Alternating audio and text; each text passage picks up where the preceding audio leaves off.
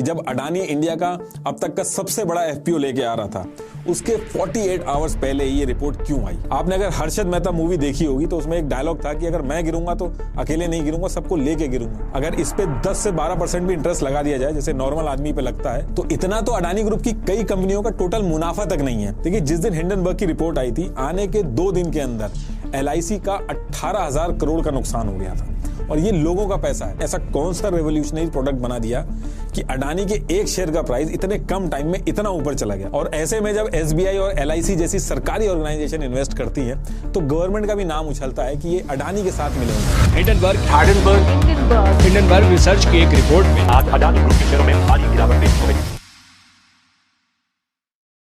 6 मई 1937 को जर्मनी के एक एयरशिप जिसका नाम हिंडनबर्ग था, उसमें आग लग जाती है और 35 लोगों की जान चली जाती है। ये दुनिया के काफी बड़े हादसों में से एक है, और ये एक ऐसा इंसिडेंस है जिसको मैन मेड डिजास्टर कहा जाता है, क्योंकि इसमें जरूरत से ज्यादा हाइड्रोजन गैस थी और 100 लोगों को दुनिया के सबसे ज्यादा फ्लेमेबल मटेरियल में बैठा के नहीं भेजना चाहिए था। ये पूरा इंसिडेंट अवॉइड किया जा सकता था। नेथन एंडरसन, ये एक इजरायली सिटीजन है जो एक जमाने में जेरूसलम में एम्बुलेंस चलाते थे। इन्होंने यूनिवर्सिटी ऑफ कनेक्टिकट से अपनी बैचलर्स डिग्री पूरी की, और ये जो हिंडनबर्ग का हादसा हुआ था, इसके नाम से 2017 में एक कंपनी खोली जिसका नाम रखा हिंडनबर्ग रिसर्च। नेथन का कहना है कि जिस तरीके से हिंडनबर्ग का हादसा मैनमेड था, इसमें इंसानों की गलती थी, उसको रोका जा सकता था।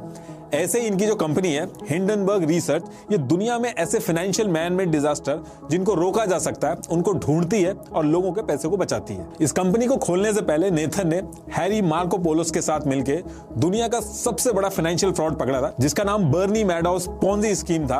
आप अगर सर्च करोगे biggest financial fraud in the history तो आपको मिलेगा, वहां पे हैरी का नाम मिलेगा, और उस पर्टिकुलर टाइम पे नेथन उन्हीं के साथ काम करते थे। हिंडनबर्ग रिसर्च एक फोरेंसिक फाइनेंशियल रिसर्च कंपनी है जिसको शॉर्ट सेलिंग कंपनी भी बोला जाता है, जो अभी मैं आपको आगे समझाऊंगा कि इसको शॉर्ट सेलिंग क्यों बोलते हैं। तो जैसे बाकी कंपनीज प्रॉफिट बनाने के लिए रन होती हैं, ऐसे ही हिंडनबर्ग रिसर्च जो है ये भी कोई समाज सेवा नहीं कर रही है, ये प्रॉफिट बनाने के लिए फाइनेंशियल रिसर्च करती है ऑल ओवर वर्ल्ड में। वैसे तो ये लोग कहते हैं कि इनको 10 साल का एक्सपीरियंस है इस फील्ड में, लेकिन ये जो कंपनी है ये 2017 में खुली है, तो ये 10 साल कैसे कहते हैं वो तो नहीं पता, मे भी अपने इंडिविजुअल एक्सपीरियंस काउंट कर रहे होंगे। अब देखिए, आपके दिमाग में क्वेश्चन आ रहा होगा कि ये कंपनी रिसर्च करके पैसा कैसे कमाती है, इनका काम करने का तरीका क्या है। तो देखिए, जो लोग शेयर मार्केट में पैसा लगाते हैं उनको पता होगा शॉर्ट सेलिंग के बारे में। जिनको नहीं पता उनको मोटा मोटी बता देता हूं कि शेयर मार्केट में जब आप कोई शेयर खरीदते हैं और शेयर के दाम बढ़ते हैं तो आपको प्रॉफिट होता है, लेकिन एक तरीका और होता है जिसमें शेयर के प्राइस जब नीचे जाते हैं तब प्रॉफिट होता है, जिसको हम शॉर्ट सेलिंग बोलते हैं। एक एग्जांपल से समझाता हूं आपको।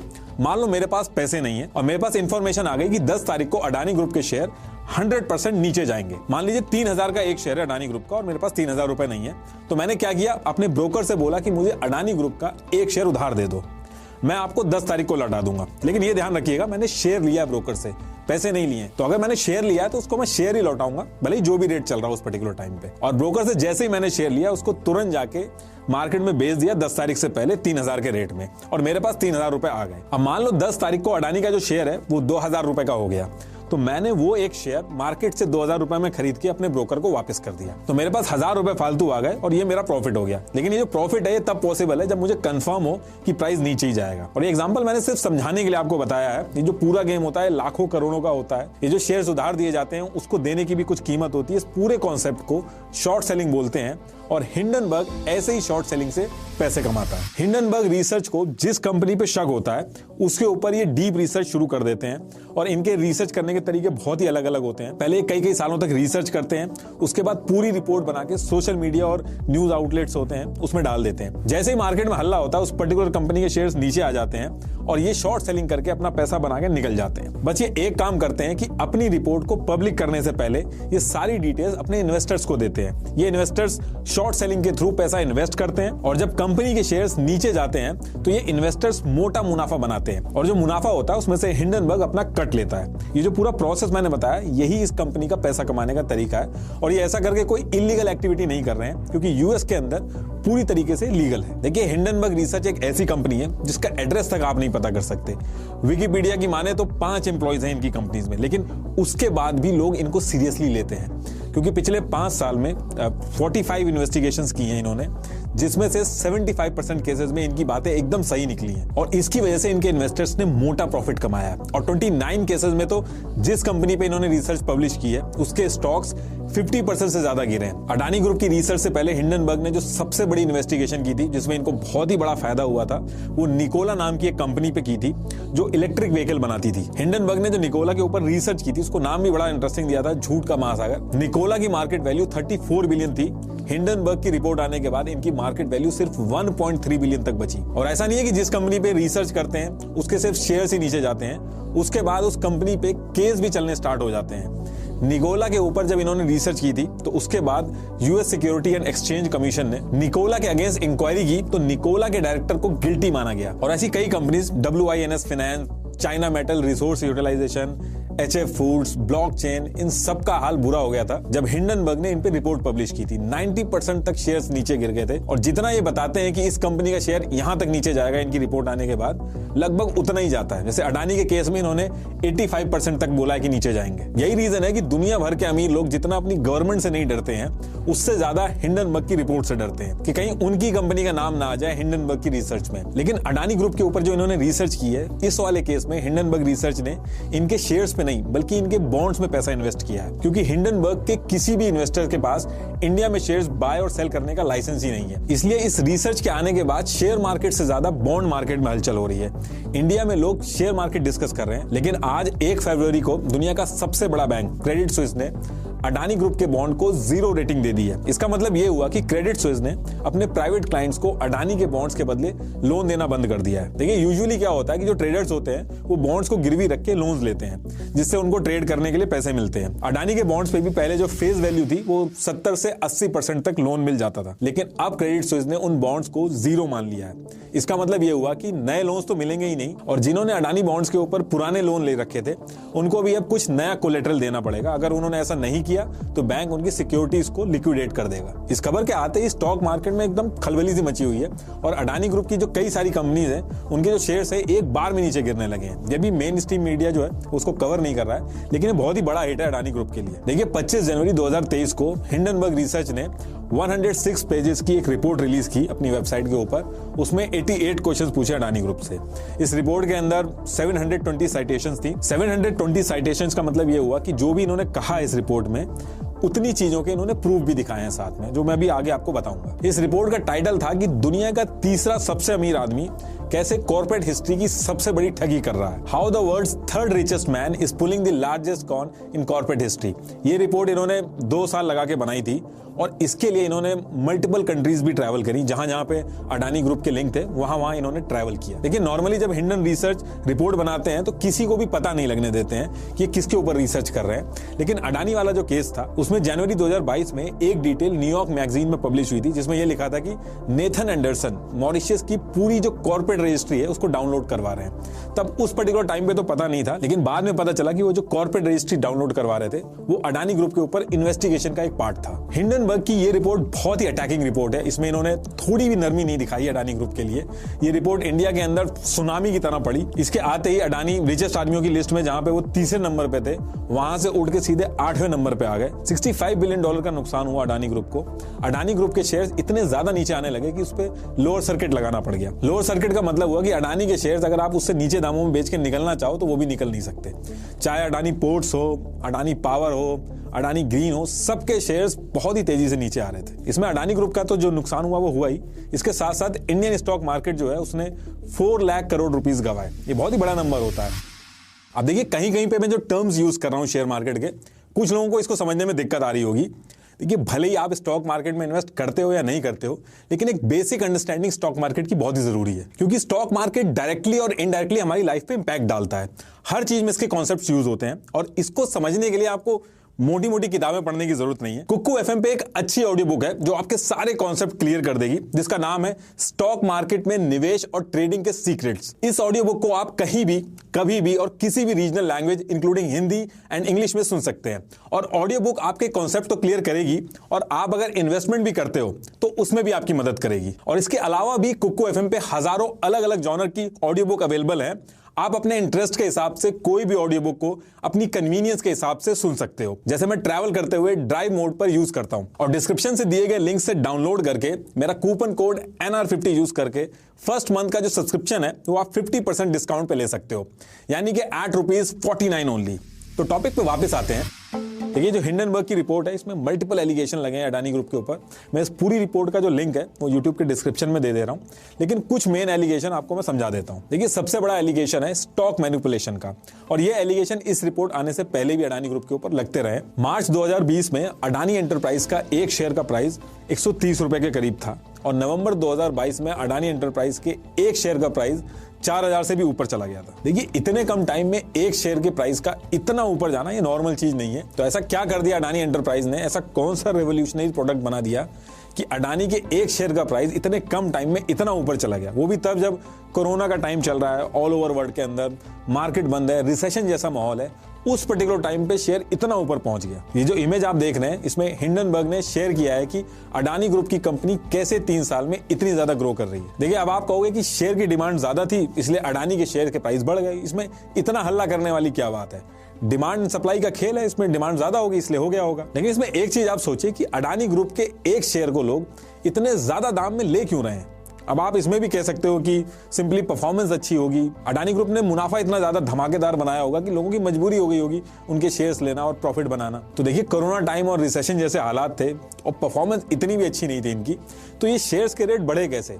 तो देखिए, इनके शेयर के जो प्राइस हैं वो दूसरे तरीके से बढ़े, एक आर्टिफिशियल डिमांड क्रिएट करके। देखिए, स्टॉक मार्केट में एक लिस्टेड कंपनी अगर अपनी कंपनी के सारे शेयर्स पे कंट्रोल ले ले किसी भी तरीके से, तो डिमांड एंड सप्लाई को कंट्रोल करना उसके लिए आसान हो जाता है। और जब डिमांड एंड सप्लाई कंट्रोल हो जाएगी तो शेयर्स के प्राइस भी कंट्रोल हो सकते हैं, और शेयर्स के प्राइस ही होते हैं जो कंपनी को अमीर या गरीब बनाते हैं। इसलिए सेबी ने रूल बनाया कि कोई भी स्टॉक मार्केट में लिस्टेड कंपनी 75% से ज्यादा शेयर्स खुद नहीं रखेगी, ताकि मार्केट फेयर तरीके से चले। नॉर्मली 40 से 50% शेयर्स अपने पास रखती है कंपनी, लेकिन अडानी ग्रुप ने 75% के आसपास जो शेयर्स हैं वो जितनी भी कंपनी है वो अपने पास रखे हैं, और जो बाकी के 25% है उसमें मॉरिशस, UAE, सिंगापुर में खुद की बनाई हुई शेल कंपनी के थ्रू इन्वेस्ट करवा के एक फेक डिमांड क्रिएट की है।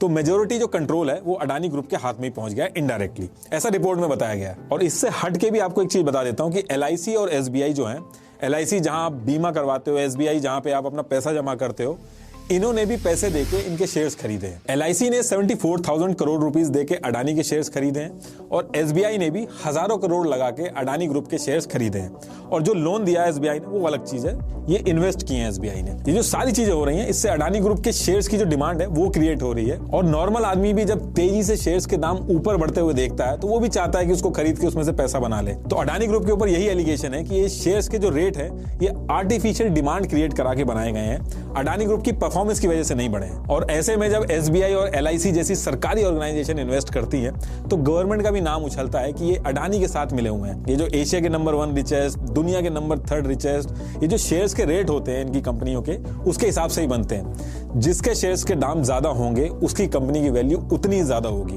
और उस कंपनी का मालिक उतना ही अमीर होगा। मान लो मेरी एक कंपनी है जिसमें टोटल 100 शेयर्स हैं, एक इन्वेस्टर आता है आके 10 शेयर्स 10,000 रुपए में खरीद लेता है मुझसे, तो मेरी कंपनी की जो वैल्यूएशन है वो 1 लाख रुपए हो जाएगी। ऐसे ही जब LIC हो गई या फिर SBI हो गई इतना इन्वेस्ट करती हैं किसी कंपनी में तो कंपनी की वैल्यूएशन बढ़ जाती है, शेयर्स के दाम बढ़ जाते हैं, और फिर इन शेयर्स को ही गिरवी रख के लोन लेती है कंपनी। अडानी ग्रुप ने 2 लाख करोड़ का लोन ले रखा है। अगर इस पे 10 से 12% भी इंटरेस्ट लगा दिया जाए जैसे नॉर्मल आदमी पे लगता है, तो इतना तो अडानी ग्रुप की कई कंपनियों का टोटल मुनाफा तक नहीं है। और इसको समझाने के लिए जो हिंडनबर्ग की रिपोर्ट आई है उसमें करंट रेशियो का चार्ट भी दिया गया है। देखिए, कंपनियों की फाइनेंशियल हालत पता करने के लिए सबसे बढ़िया तरीका होता है करंट रेशियो का पता कर लेना। करंट एसेट्स को करंट लायबिलिटी से अगर आप डिवाइड करोगे तो करंट रेशियो आ जाता है। अगर इसका रेशियो 1 से कम हो जाए तो इसका मतलब यह है कि कंपनी से अगर उधार वापस मांग लिया जाए, जो उधार दिया गया है, तो उसकी हालत इतनी भी नहीं है कि वो अपने एसेट्स को बेच के भी वो उधार चुका सके। अब हिंडनबर्ग की रिपोर्ट के हिसाब से अडानी ग्रुप की जो 5 कंपनियां, Adani green energy, Adani power, Adani total gas, Adani transmission और अडानी एंटरप्राइज का जो करंट रेशियो है वो 1 से कम है। अब मान लो कि किसी केस में कंपनी प्रॉफिट नहीं कमा पाई या रिसेशन आ गया, या अडानी टोटल गैस जिसका करंट रेशियो 0.2 है, यानी कि उसने अपने एसेट्स के मुकाबले 5 गुना ज्यादा कर्जा ले रखा है और वो कर्जा अगर उससे वापस मांग लिया गया तो वो देने की हालत में नहीं है। देखिए, जब कोई कंपनी अपने शेयर्स को गिरवी रख के लोन लेती है तो जो प्राइस होता है उस शेयर्स का, उसके हिसाब से लोन मिलता है। मान लो 1 लाख रुपए शेयर्स की कीमत है तो उतना ही लोन मिलेगा। अगर किसी वजह से शेयर के प्राइस नीचे आ जाए तो ये भी हो सकता है कि बैंक अपना लोन वापस मांग ले या फिर और शेयर्स मांगे, तो ऐसे केस में भी अडानी ग्रुप फंस सकता है। और इस रिपोर्ट में इस चीज के बारे में बताया गया कि अडानी ग्रुप ने जरूरत से ज्यादा लोन ले रखा है। देखिए, जिस दिन हिंडनबर्ग की रिपोर्ट आई थी, आने के 2 दिन के अंदर LIC का 18,000 करोड़ का नुकसान हो गया था और ये लोगों का पैसा है। आपने अगर हर्षद मेहता मूवी देखी होगी तो उसमें एक डायलॉग था कि अगर मैं गिरूंगा तो अकेले नहीं गिरूंगा, सबको लेके गिरूंगा। तो अडानी ग्रुप के गिरने से भी पूरे देश की इकोनॉमी जो है वो हिलेगी। इंडिया का GDP में भी अडानी ग्रुप का बहुत बड़ा योगदान है। अगर अडानी ग्रुप गिरेगा तो GDP भी हिलेगी, लोगों का जो पैसा लगा है वो भी जाएगा। और SBI, LIC जैसी कंपनी जहां लोगों का पैसा है, इन कंपनीज ने अडानी ग्रुप में पैसा लगा रखा है। तो अगर अडानी ग्रुप हिलेगा तो ये सारी कंपनीज भी हिलेंगी और लोगों को भी नुकसान होगा। वो तो अडानी ग्रुप बहुत ही बड़ी चीज है, हिंडनबर्ग की इस रिपोर्ट को झेल गई। कोई छोटी मोटी कंपनी होती तो पूरी कोलैप्स हो जाती। इससे पहले जिन कंपनीज के ऊपर हिंडनबर्ग ने रिपोर्ट निकाली है उनका हाल अगर आप देखोगे तो 34 बिलियन की कंपनीज 1.3 बिलियन पे पहुंच गई है। यही रीजन है कि इस रिपोर्ट के आने से इतना ज्यादा हल्ला मचा हुआ है। हिंडनबर्ग का कहना है कि अडानी ग्रुप ने बहुत ज्यादा लोन लिया हुआ है और इसके साथ ही उन्होंने कई केसेस में लोन लेने के लिए अपने बढ़े हुए प्राइसेस के शेयर्स को गिरवी रख के लोन लिया है। अडानी की कई लिस्टेड कंपनीज ने अपनी वैल्यू से ज्यादा लोन ले रखा है। अगर शॉर्ट में समझाऊं तो Adani stock prices depth fuelled growth की वजह से ऊपर है। डेप्थ फ्यूल्ड ग्रोथ का मतलब है कि आप पैसा उधार ले रहे हैं और उसको अपने बिजनेस में इन्वेस्ट कर रहे हैं और इससे सबको लग रहा है कि आपकी कंपनी आगे बढ़ रही है और उसकी वजह से आपके शेयर्स के प्राइसेस बढ़ जा रहे हैं। सिर्फ हिंडनबर्ग ही नहीं, क्रेडिट साइट एक बहुत ही बड़ी रिसर्च फर्म है, इसने भी अगस्त 2022 में एक रिपोर्ट पब्लिश की थी। उसमें अडानी ग्रुप को डीपली ओवर लेवरेज बताया था और कहा था कि यह कर्जा अडानी के पूरे बिजनेस एम्पायर को तबाह कर सकता है। इसमें हिंडनबर्ग की रिपोर्ट में एक चीज और मेंशन थी कि अडानी ग्रुप कंपनीज एक दूसरे पे डिपेंडेंट है। तो कभी अगर ऐसा हुआ कि कोई एक कंपनी अपने लोन्स नहीं दे पाई तो बाकी कंपनीज भी सीरियसली अफेक्ट होंगी और अडानी का जो पूरा साम्राज्य है वो तबाह हो सकता है। अडानी ग्रुप के जो टोटल शेयर्स है उसमें से 75% तो अडानी ग्रुप ने अपने पास ही रखे हुए हैं। बाकी के जो 25% शेयर्स हैं वो ज्यादातर मॉरिशस बेस्ड शेल्ड कंपनी के पास है जिसका लिंक अडानी ग्रुप से है और यही कंपनीज इन्वेस्ट करके एक आर्टिफिशियल डिमांड क्रिएट करती हैं जिससे शेयर्स के प्राइस बढ़ते हैं। हिंडनबर्ग रिपोर्ट में यह भी मेंशन है कि विनोद अडानी ने कई लोगों के साथ मिलकर दर्जनों कंपनी खोली और अडानी ग्रुप में इन्वेस्ट करके शेयर के प्राइस ऊपर करवाए। और ये जितनी भी कंपनीज हैं इनकी कोई कॉर्पोरेट प्रेजेंस नहीं है, ये ऑल ओवर वर्ल्ड में ये सिर्फ अडानी ग्रुप में इन्वेस्ट करती हैं। और अगर आपने हमारी NDTV वाली वीडियो देखी होगी तो उसमें भी सेम जगह से इन्वेस्टमेंट आया था और इन शेल कंपनी के पास जितने भी एसेट्स हैं सब इन्होंने अडानी ग्रुप में ही उठा के डाल दिए हैं। ये देखिए, AMPS के 2.3 बिलियन एसेट्स में से 99.4% अडानी ग्रुप में है। ओपल के तो 100% इन्वेस्टमेंट अडानी ग्रुप में है। ये कंपनियां कहीं और पे पैसा लगा ही नहीं रही हैं। हिंडनबर्ग की रिपोर्ट के हिसाब से इस पर्टिकुलर तरीके से अडानी ग्रुप में पैसा घूम रहा है शेल कंपनीज के थ्रू। और ये जो मॉरिशस के अंदर शेल कंपनी का जो इशू है इसको सेबी भी इन्वेस्टिगेट कर रही थी। उस पर्टिकुलर टाइम पे सेबी ने यह कहा था कि इन्वेस्टिगेशन अभी लॉजिकल कंक्लूजन पे नहीं पहुंची है, लेकिन हिंडनबर्ग ने टोन मारते हुए कहा कि सेबी लॉजिकल कंक्लूजन पे नहीं पहुंच पाई है लेकिन हम पहुंच गए हैं। अब इसके जवाब में अडानी ग्रुप ने हिंडनबर्ग को 413 पेजेस का एक रिप्लाई किया है और कहा है कि हिंडनबर्ग ने जो 88 क्वेश्चंस पूछे हैं उसमें से 65 के आंसर्स तो हम पहले ही पब्लिक डिस्क्लोजर में दे चुके हैं। जो एलिगेशन लगा था कि बाहर से इन्वेस्टमेंट आई है, अडानी ग्रुप ने उस पर यह कहा कि जो पब्लिक शेयर्स हैं उसमें बाहर से कौन इन्वेस्ट करता है इस पे उसका कोई कंट्रोल नहीं है। उनको कुछ नहीं पता होता कि कौन शेयर्स खरीद रहा है और बेच रहा है। सिर्फ अडानी ग्रुप ही नहीं बल्कि कोई भी लिस्टेड कंपनी ये कंट्रोल नहीं कर सकती है उसके शेयर्स कौन खरीद और बेच रहा है। और जो लोन के एलिगेशंस है उस पे भी अडानी ग्रुप ने कहा कि शेयर देके लोन लेना दुनिया भर में एक बहुत ही कॉमन प्रैक्टिस है और इंडिया में इसको एड्रेस करने के लिए एक बहुत ही परफेक्ट सिस्टम है। और जो हिंडनबर्ग है उसको इंडिया के जो सिक्योरिटी लॉज है उसके बारे में ज्यादा कुछ पता नहीं है, इसलिए वो इस तरह के क्वेश्चंस पूछ रहे हैं। सेबी इन्वेस्टिगेशन वाली जो बात थी उस पर अडानी ग्रुप ने ये रिप्लाई किया कि अडानी प्रमोटर्स के खिलाफ कोई भी ऑनगोइंग इन्वेस्टिगेशन नहीं चल रही है और जो पहले चल रही थी उसको हमने पहले डिस्क्लोज कर दिया है। इस तरीके से कई सारे रिप्लाई अडानी ग्रुप ने किए हैं और एक धमकी भी दी है हिंडनबर्ग को कि ये इनके ऊपर केस भी कर सकते हैं। हिंडनबर्ग ने रिप्लाई किया है कि जब मन करे आप केस कर सकते हो, इससे हमारे लिए आपको एक्सपोज करना और आसान हो जाएगा क्योंकि जो डॉक्यूमेंट हम इन्वेस्टिगेशन के टाइम पे हमें नहीं मिल पाए थे वो हम कोर्ट में भी मांग लेंगे आपसे। अब देखिए, अडानी ग्रुप ने 20,000 करोड़ का इंडिया का सबसे बड़ा FPO लॉन्च किया। इसमें 50% रिटेल यानी आपके और हमारे जैसे लोग, 28% क्वालिफाइड इंस्टीट्यूशनल इन्वेस्टर यानी कि जिन्होंने पहले इन्वेस्ट किया या रेप्यूटेड इन्वेस्टर्स और 22% नॉन इंस्टीट्यूशनल इन्वेस्टर्स यानी कि ओपन टू ऑल, बाकी सब भी कर सकते हैं इसमें। इस तरीके से डिवाइड किया है। अब लोग काफी खुश हो रहे थे कि एफपीओ फुल्ली सब्सक्राइब हो गया, लेकिन आम जनता ने इस एफपीओ में ज्यादा इंटरेस्ट नहीं दिखाया। सिर्फ 5.4% रिटेल इन्वेस्टर्स ने ही एफपीओ सब्सक्राइब किया है। बाकी 62% नॉन इंस्टीट्यूशनल इन्वेस्टर्स ने किया है और लगभग 32% के करीब क्वालिफाइड इंस्टीट्यूशनल इन्वेस्टर्स ने किया। शुरू के 2 दिन में तो अडानी का जो एफपीओ था वो सब्सक्राइब ही नहीं हो रहा था, लेकिन इस एफपीओ में टर्निंग पॉइंट तब आया जब अबू धाबी की इंटरनेशनल होल्डिंग कंपनी आईएससी का इन्वेस्टमेंट इसमें आया, जिसने 3200 करोड़ का बहुत ही बड़ा इन्वेस्टमेंट किया। आईएससी जो कंपनी है वो ऐसा नहीं है कि बस नॉर्मल किसी बिजनेसमैन की कंपनी है, ये रॉयल फैमिली जो है उसके बहुत ही ज्यादा शेयर्स है इस आईएससी कंपनी में। देखिए, अडानी ग्रुप को इस एफपीओ में रिटेल इन्वेस्टर से तो रिजेक्शन मिला, लेकिन उसने पूरी कोशिश की कि इंस्टीट्यूशनल इन्वेस्टर से फुल्ली सब्सक्राइब कराने की कोशिश की। लेकिन इसमें दिक्कत ये थी, जो करंट शेयर प्राइस था वो एफपीओ के प्राइस से कम था, तो कोई भी जो नया इन्वेस्टर है वो प्रीमियम क्यों पे करेगा। और इतनी कोशिश के बाद भी अडानी ग्रुप को एफपीओ वापस लेना पड़ा। देखिए, जो हिंडनबर्ग की रिपोर्ट आई है इसकी टाइमिंग को लेके बहुत क्वेश्चन है कि जब अडानी इंडिया का अब तक का सबसे बड़ा एफपीओ लेके आ रहा था, उसके 48 आवर्स पहले ही ये रिपोर्ट क्यों आई। ये एक प्लानिंग के तहत इंडिया की इकोनॉमी को टारगेट किया गया। अब देखिए, जो लोग शॉर्ट सेलिंग कंपनी को समझते हैं उनको पता है कि शॉर्ट सेलिंग कंपनी फायदे के लिए ये सब करती है, और एफपीओ आने के 48 आवर्स पहले इसको पब्लिश करने के पीछे यही रीजन था कि उसको ज्यादा से ज्यादा फायदा हो। लेकिन हाँ, एक चीज है कि ये देखा गया है कि जब भी देश में कोई बड़ा इवेंट होने वाला होता है तो ऑल ओवर वर्ल्ड की जो ऑर्गेनाइजेशन है उसको टारगेट करती है। जैसे जब फीफा हो रहा था तो कतर को टारगेट किया गया था, सारी कमियां बाहर निकल के आ गई थी कतर की। ऐसे इंडिया में सितंबर में G20 समिट हो रहा है, उससे पहले आप देखोगे इंडिया को अलग अलग तरीके से टारगेट किया जाएगा। अब ये हिंडनबर्ग की जो रिपोर्ट आई है, आप ये इंडिया पे अटैक मान सकते हो या अडानी के ऊपर अटैक मान सकते हो, ये मैं आपके ऊपर छोड़ देता हूं। लेकिन अडानी के ऊपर जो एलिगेशन लगाए गए हैं ये एलिगेशन नए नहीं है, टाइम टू टाइम ये एलिगेशन लगते रहते हैं। हिंडनबर्ग की जो रिपोर्ट है एक तरह से कंपाइलेशन है अडानी ग्रुप के ऊपर जितने भी एलिगेशन अभी